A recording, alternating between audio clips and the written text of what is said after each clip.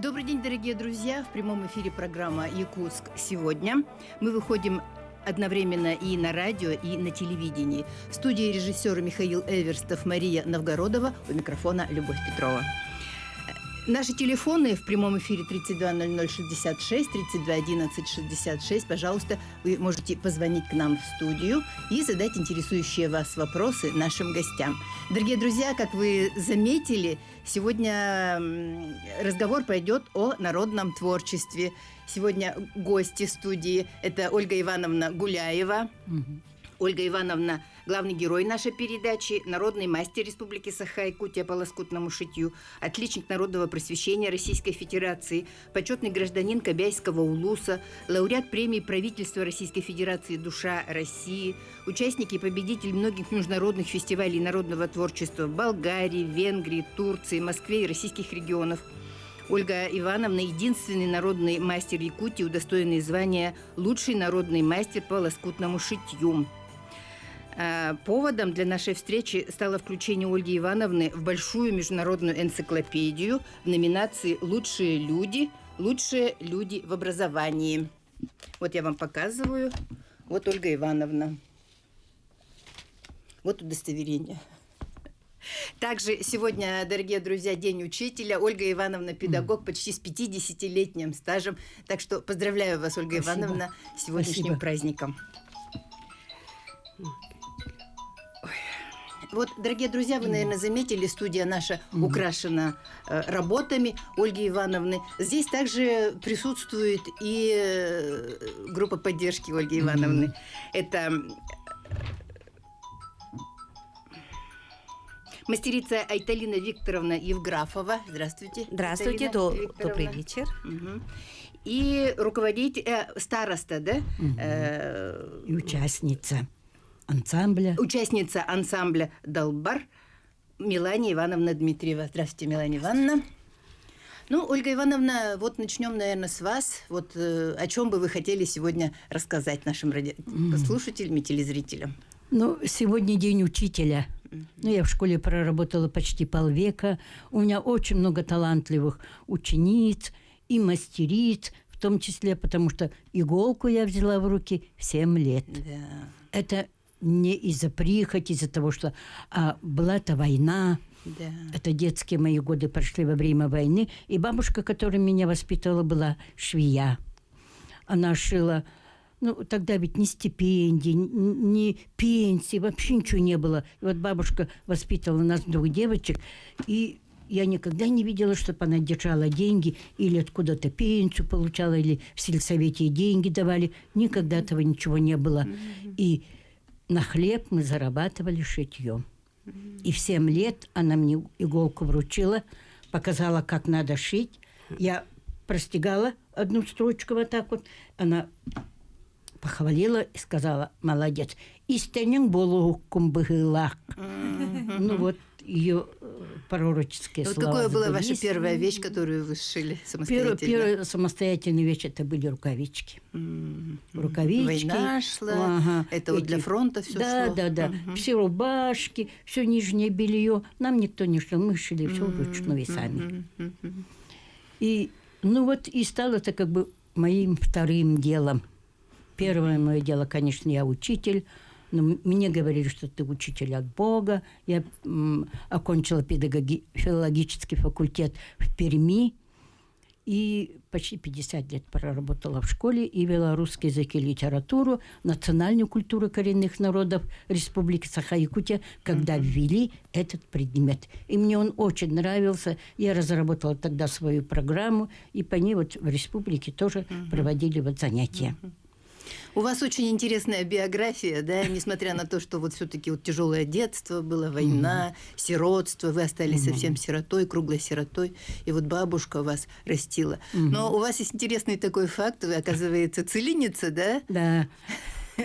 Я когда училась в институте, но это было 57-й, 56-й, 58-й годы, когда в Казахстане стали осваивать целинные залежные земли.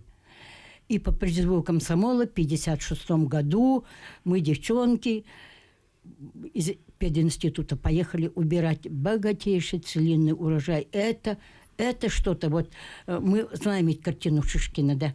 Шумит, шумит высокая пшеница, ей конца и края не видать. А там, на самом деле, мы настолько были поражены вот этим, все, что мы увидели, да, срывали колосья, вот такие колосья, вот так вот разминали, сдували шелуху и жевали. И нам казалось, что это как сливки, вкус такой. И вот этот хлеб мы убирали. 2 года подряд я в Казахстане убирала. Ну, у меня, к сожалению, пожар у нас был, когда мы жили в Уснере, и вот эти грамоты, и медаль моя, все там сгорело. И у меня сейчас ничего нет, но я-то знаю, есть что я там была. Да, есть воспоминания. Но это незабываемое, конечно, было время. Сколько глаз хватает, вот пшеница, и вот такими волнами колышется, и подходишь, мы подходили, брали, разминали и жевали, ели. Люди, наверное, молодежь, наверное, сейчас и даже и не знает, да, что был такой период в жизни нашей страны, что вот освоение вот этих целинных залежных земель, весь Советский Союз туда съезжался. Да. Да, и мне иногда так охота написать вот это, да. Но я думаю, наверное, надо.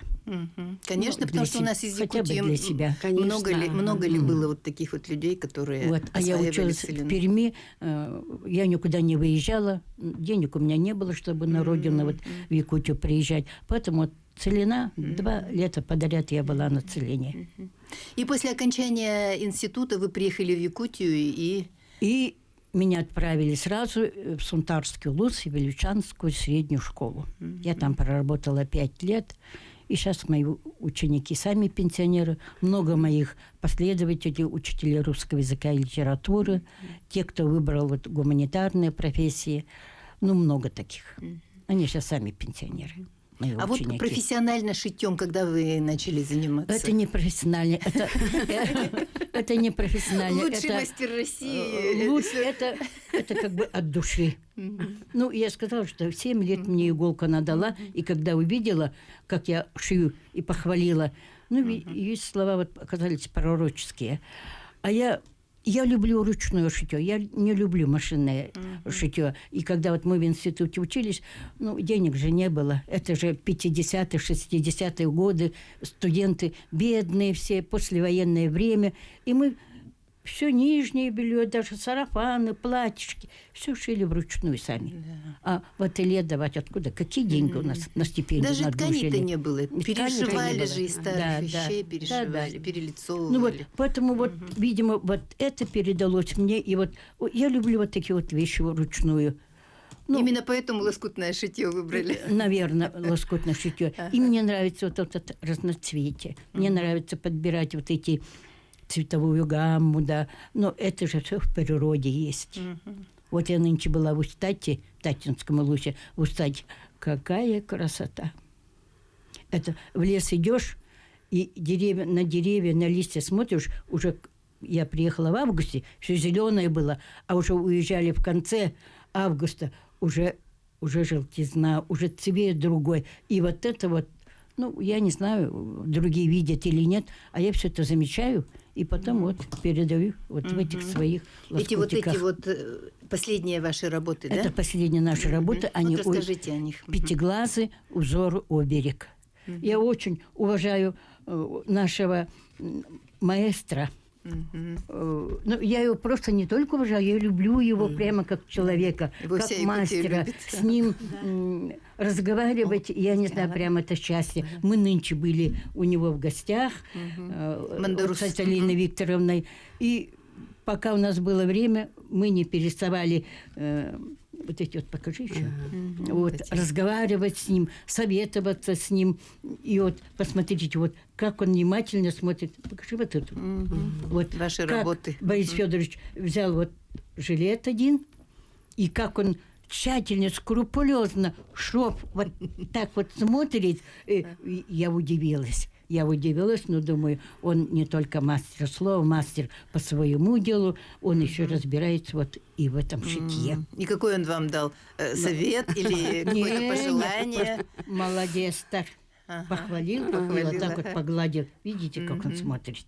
Вот. Ну, еще бы. И с ним просто общение – это одно удовольствие. Мне кажется, духовно обогащаешься, когда вот с таким человеком встречаешься, который понимает тебя. Казалось бы, он мужчина, откуда вот в этих шитье, букабыты, он нукманнык, цветаин, а он все это знает. Ну, это духовный лидер нашего народа. Да, духовный лидер, вот это сразу чувствуется. И когда он вот видел наши работы,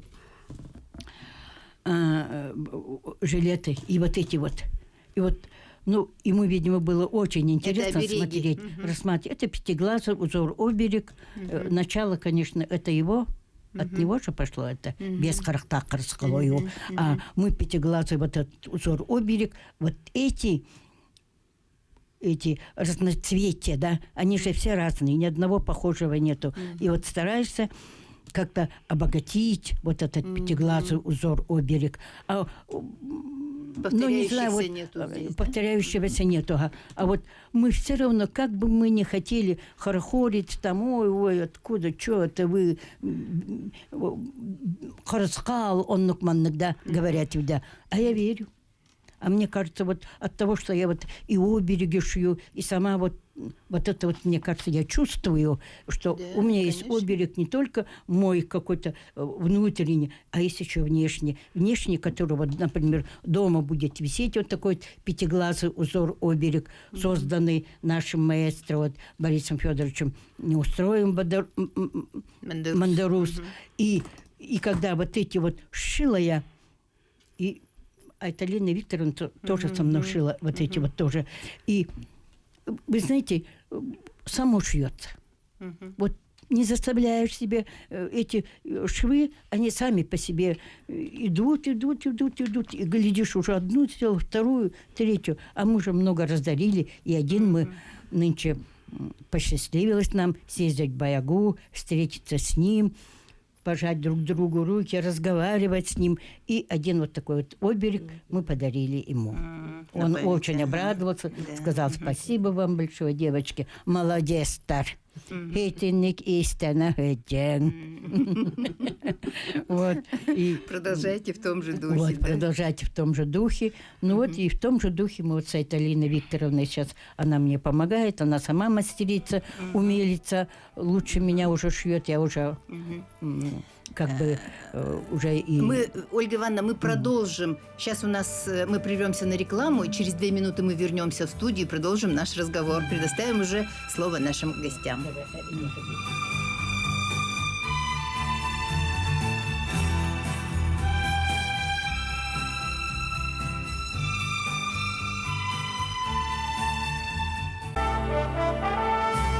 Дорогие друзья, мы продолжаем в прямом эфире программе «Якутск сегодня». В студии режиссеры Мария Новгородова, Михаил Эверстов, у микрофона Любовь Петрова. Мы в прямом эфире. Наши телефоны 32 0066, 32 11 66. И сегодня гости нашей студии. Главный наш гость – это Ольга Ивановна Гуляева, народный мастер Республики Саха-Якутия. Она сегодня пришла со своей группой поддержки. И сейчас мы предоставим слово Айталине Викторовне Евграфовой. Ага. Это ученица и помощница Ольги Ивановны. И мастерица. Да, мастерица. Добрый вечер, дорогие друзья, всех учителей сегодня. Ваш прекрасный праздник, поздравляю, чтобы у вас были только хорошие ученики, чтобы здоровье не подводило, и всех самых благ и крепкого здоровья. Спасибо. Я вот с Ольгой Ивановной мы уже знакомы больше 10 лет, вместе работаем, все вместе советуемся, что делать, как делать и когда нам делать. И самое главное, что вот я хочу показать, это мое участие на выставках. Вот в 2015 году это участвовали на выставке во Франции. Это наш сертификат. Он мне очень дорог. Сертификат. На французском языке написано. Теперь, когда за границу выйдете. И вот это тоже самый дорогой Гран-при. Гран-при. Это у нас Болгария.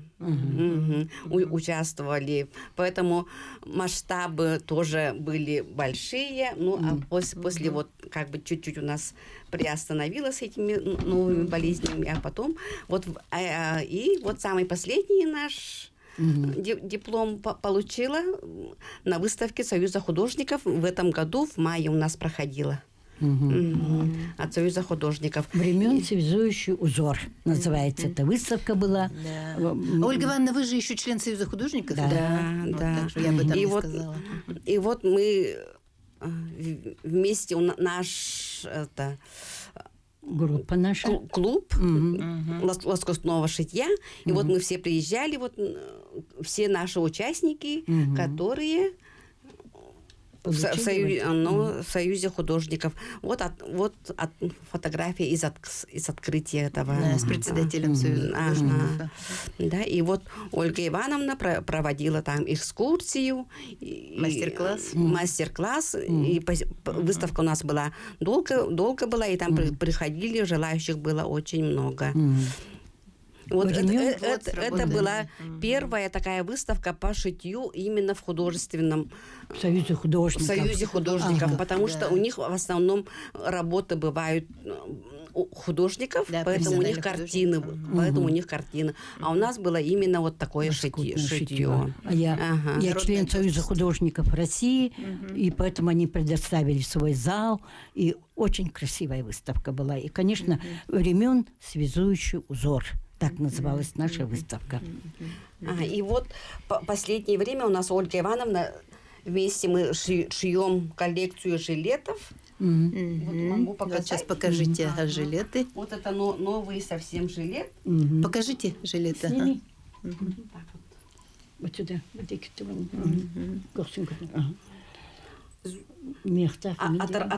Обработанный он норкой. И вот тут вот сзади у нас как бы... Тоже вставки.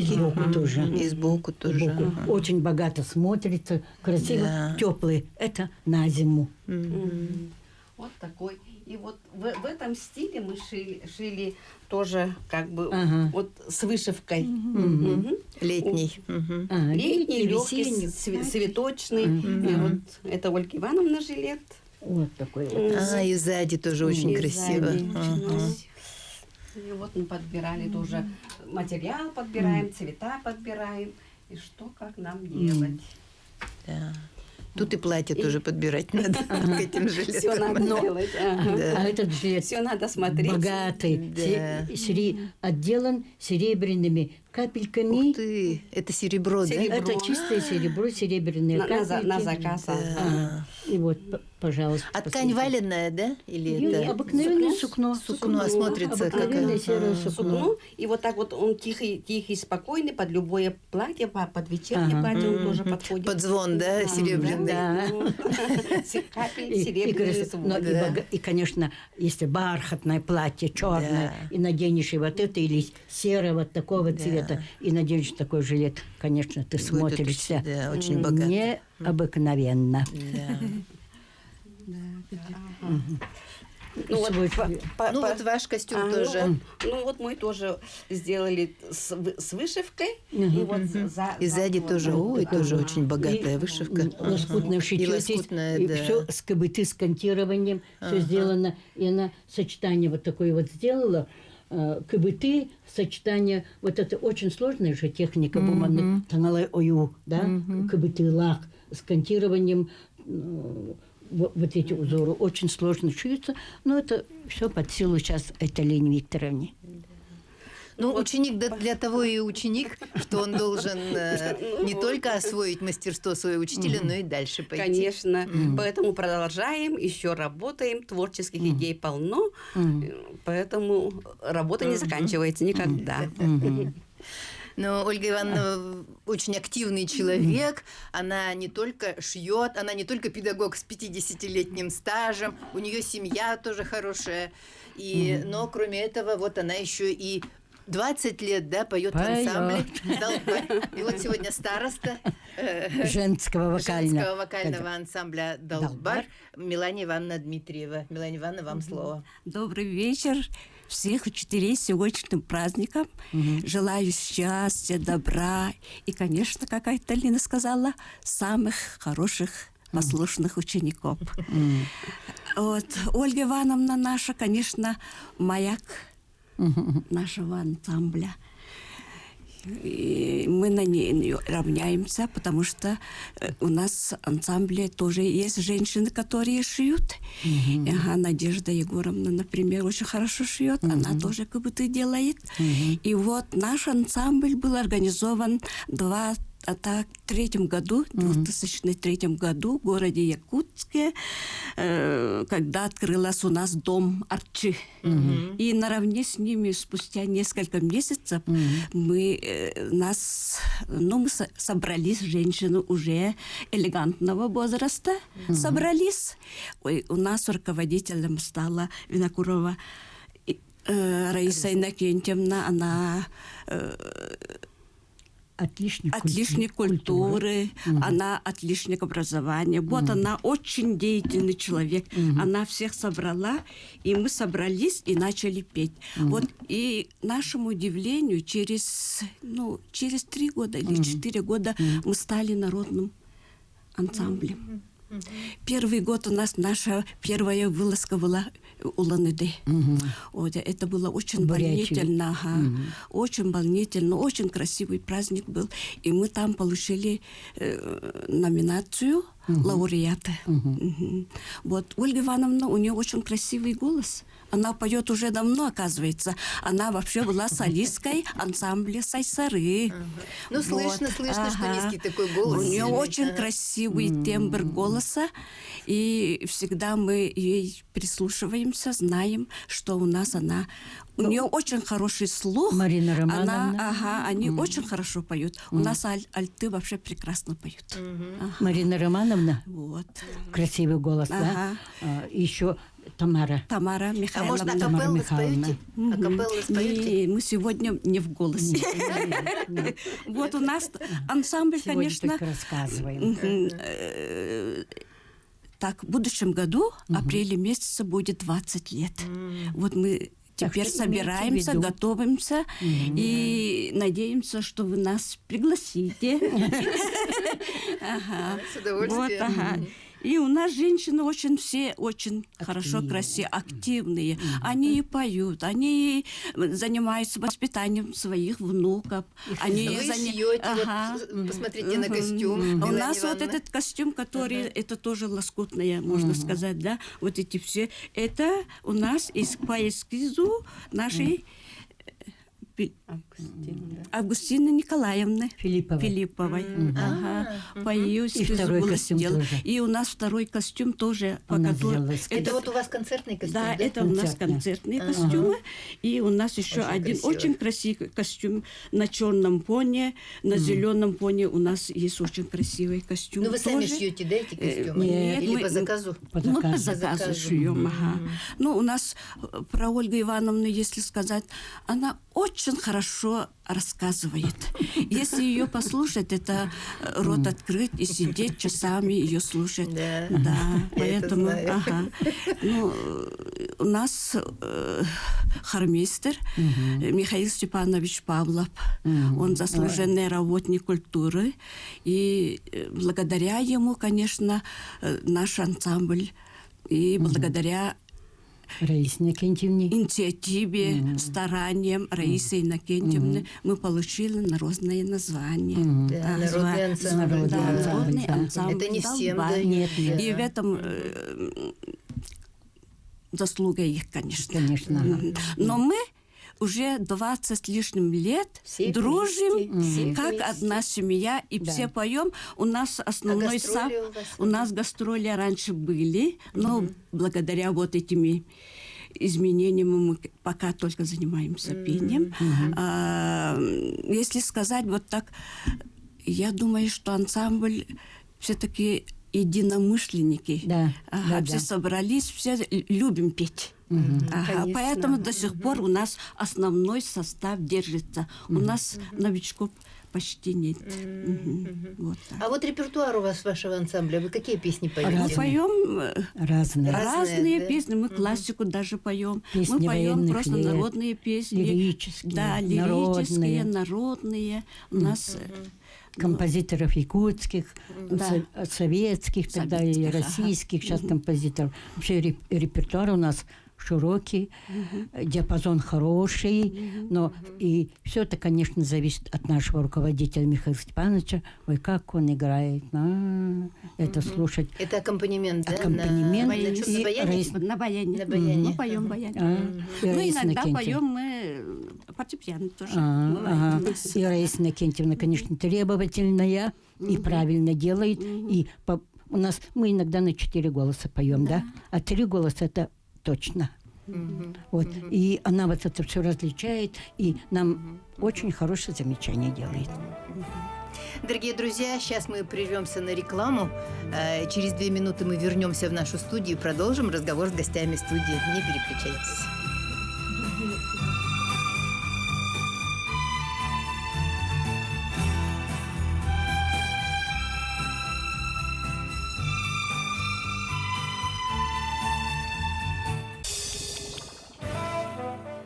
Дорогие друзья, мы продолжаем наш прямой эфир в программе «Якутск сегодня». И сегодня гость студии Ольга Ивановна Гуляева, народный мастер Республики Саха-Якутия. Вот и группа поддержки. Миланя Ивановна, вот вы рассказывали о вашем ансамбле, да, и вот еще хотели рассказать о гастролях вашего ансамбля. Ну, мы обычно участвуем, где идут конкурсы. Мы были в Венгрии, Турции, Польше, Улан-Удэ, это наш город, Хабаровске были, в нашем это северной столице были, в Санкт-Петербурге, и там вообще-то мы получили очень большие награды и были очень-очень рады этому успеху. И по районам ездим иногда, поем, но наши сейчас благодаря вот тоже хотим со своими юбилеями что-нибудь куда-нибудь съездить, посмотреть, попеть, показать себя. Ну, может, что-нибудь вспомните, какое-то интересное, самое яркое вот у вас впечатление вот этих поездок? Самое яркое впечатление, Самое наверное, яркое впечатление у меня осталось от Польши. Да. Это мы не больше, наш ансамбль не ездил. Это Сайсары. Сайсары ездили. Сайсары, да. Но мы ездили в Турцию. Ага. Турцию ездили. Турцию ездили. Море. Море, рядом с морем жили. Это было вообще прекрасно, конечно. И Венгрии. Озеро Балатона, это было все восхищение наше. Ага, вот. Ну, в Турции нас как встречали? Встречали как? Они настолько радостно, настолько прямо... Они, когда мы шли вот так вот в костюмах национальных, они вот так вот рядом шли, прямо гладили нас. Потому что, ну, все-таки они ведь тоже азиаты. И мы тоже. А тут совсем из севера, откуда-то Якутия. Из России север, вдруг. холодно. Как вы там живете, говорят. Тюркский язык, И тюркский язык, И они, тюркский наверное, знакомые слова там слышат. знакомые слова, наверное. да. Вот Как бы акцент мы одинаковый. разговариваем между собой. О, вы говорите, как мы, вы говорите, и тембр голоса у вас даже такой, как у нас. И вот в Турции мне очень понравилось, как тепло нас встречали, везде прямо на бис. И потом мы были, конечно, в своих национальных костюмах, а это всегда, видимо, импонирует. Конечно. Потому что это твоя гордость, это твоя национальность, это ты приехал откуда-то с далекого севера. И вот им так это нравилось. Север, это для них это что-то непостижимое. Морозы 50 градусов, снег. Наверное, представить не И могут среди они. этого белого снега откуда вы такие нарядные, красивые, разноцветные, прямо в таких, ну, Красивых костюмы, костюмах. конечно, красиво очень смотрится, национальный наш. Мы и платья брали, и жилеты брали, и такие костюмы брали. Поэтому Потому что, когда уезжаешь за границу или в другую республику, обязательно показывать надо, начинать с костюма. Частичку своей культуры. Да. Это уже одежда сразу А в показывает. Венгрии нас были очень удивления. Они ждали возрастная группа приезжает. Где-то у нас был средний возраст 60 лет. Приехали, спустились с автобуса, и женщина, которая нас встречала, она говорит: ой, батюшки, а я думала, сейчас старушки спустят, а тут красивые женщины, элегант. У всех телефоны. Так что удивление было от нас. И наше пение, они наше осоха, и наше пение очень-очень удивительно и хорошо воспринимали. И осоха наш, они особенно...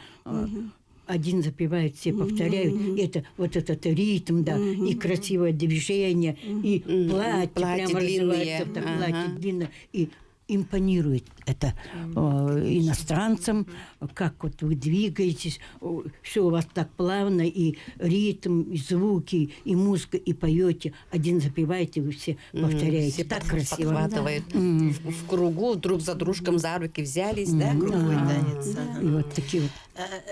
Дорогие друзья, вы, наверное, заметили, что тут у нас произошло изменение в студии. Тут появились новые жилеты. И вот сейчас об этих жилетах кто расскажет? Айталина Викторовна. Ага, Айталина, покажите, расскажите о новых жилетах. Вот. Жилеты у нас это самое такое в обиходе очень используется. Их можно одевать хоть на любые мероприятия, и шить их тоже очень даже удобно и легко, да? А пальто шить, там шапку, девака и рукавицы, это уже трудоёмкая очень работа, большая работа, да?